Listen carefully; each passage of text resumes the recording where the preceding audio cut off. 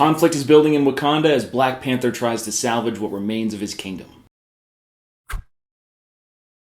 What's up, everybody? I'm Stan, and welcome to Detail Comics, where we go over comics in detail. What I'm going to do is I'm going to do a quick review of Black Panther number 3.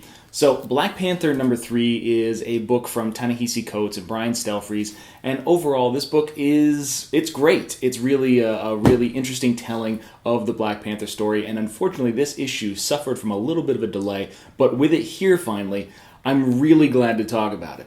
So what we see in the story is that overall there is an outside conflict within the Black Panther Wakandan community, and we've kind of developed that over the first 2 issues. And we see 2 separate stories. You have some ex-Dora Milaje, the guards of Wakanda's king, Black Panther, T'Challa's guards, and they have kind of broken away and are starting their own kind of splinter faction to support and basically rescue and protect those underappreciated souls inside the Wakandan kingdom. On the other side, you have Black Panther, who's trying to go up against this antagonist that in this book seems to be, the embodiment of African nature. And the way that Brian Stelfreeze draws these characters is awesome. But let's keep on the story for a little bit. What we know is that Shuri, the former queen of Wakanda, is currently in some sort of stasis, and we see her in the middle of some sort of dreamlike state while she's in there recounting what it means to be queen of Wakanda. So we've got that. We've got Black Panther tasked with hunting down the soul and spirit of his antagonists, and then he finally runs into them and is thoroughly overpowered, which is really surprising. Then you have these ex-Dora Milaje gathering groups of people to try and help rectify this situation. But nobody's really working in the same line. It's really more of like an end-around kind of thing that's going to come to this big conflict in the middle.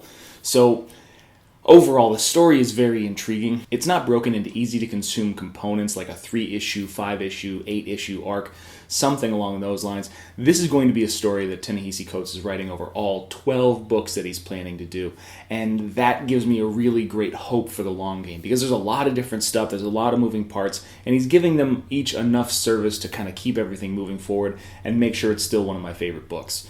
The art, I can't really say much more about the art other than Brian Stelfreeze has an extremely unique way of putting Black Panther on paper, and overall his vision is simplistic and yet powerful. I feel a great connection with this book and this art style and how the story is being told, which is one of the best parts about it. I'm really a big fan of how everything's kind of being laid out, and as far as being complementary to the writing of Coates, I couldn't really imagine a better match for how everything's being written. It's a great offset to the very sophisticated kind of storytelling that Ta-Nehisi is putting onto the page.